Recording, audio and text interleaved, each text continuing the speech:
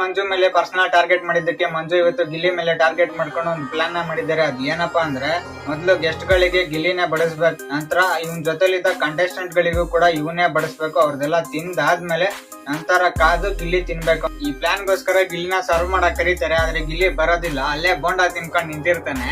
ರಕ್ಷಿತಾ ಬಂದ್ ಸರ್ವ್ ಮಾಡಕ್ ಬರ್ತಾಳೆ. ಅವಾಗ ಮಂಜು ಅವ್ರು ಕೇಳ್ತಾರೆ, ರಕ್ಷಿತಾ ನೀನ್ಯಾಕಮ್ಮ ಬರ್ತಿದ್ಯಾ, ಅವ್ನ್ ಕಳ್ಸೋ, ಅವ್ನ್ ನೋಡ್ರಲ್ಲಿ ಬೋಂಡಾ ತಿನ್ಕೊಂಡ್ ಆಟ ಆಡ್ತಾವನೆ ಅಂತ ಹೇಳ್ತಾರೆ.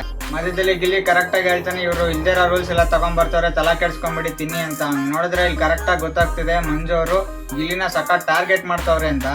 ಆಮೇಲೆ ಉಗ್ರ ಮಂಜು ಅವರು ಅಭಿಷೇಕ್ನ ಕರ್ದ್ಬಿಟ್ಟು ಕೇಳ್ತಾರೆ, ನಾವಿಲ್ಲಿ ಏನ್ ಆಟಾಡಕ್ ಬಂದಿದೀವ, ನೀವ್ 12 ಜನ ಸುಮ್ನೆ ನಿಂತಿದ್ದೀರಾ ಇಲ್ಲಿ, ಅವ್ನಿಗೆ ಹೇಳಕ್ ಆಗಲ್ವಾ ನಿಮ್ಗೆ ಮ್ಯಾಚ್ಗೆ ಆಗಲ್ವಾ, ನೀವ್ ಇಷ್ಟು ಜನ ಉಪವಾಸ ಇದ್ದೀರಾ, ನಾವು ತಿಂದಾದ್ಮೇಲೆ ನೀವು ತಿನ್ನೋಣ ಅಂತ. ಅವ್ನ್ ನೋಡಿದ್ರೆ ಅಲ್ಲಿ ಆಟ ಆಡ್ಕೊಂಡು ಬೋಂಡಾ ತಿನ್ಕೊಂಡ್ ನಿಂತವನೆ.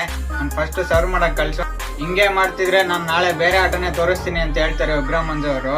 ನೋಡೋಣ ನೈಟ್ ಎಪಿಸೋಡ್ ಅಲ್ಲಿ ಈ 2 ಸೀಸನ್ಗಳ ಸ್ಪರ್ಧಿಗಳ ನಡುವೆ ಯಾವ ತರ ಎಲ್ಲ ವಾದ ವಿವಾದ ಆಗುತ್ತೆ ಅನ್ನೋದನ್ನ. ಸೊ ಇದಾಗಿತ್ತು ಫಸ್ಟ್ ಪ್ರೋಮೋ ಡಿಸ್ಕಷನ್. ಈ ವಿಡಿಯೋ ಇಷ್ಟ ಲೈಕ್ ಮಾಡಿ, ಸಬ್ಸ್ಕ್ರೈಬ್ ಇಲ್ಲ ಸಬ್ಸ್ಕ್ರೈಬ್ ಮಾಡ್ಕೊಳ್ಳಿ, and press the bell icon to get all notifications. Thank you.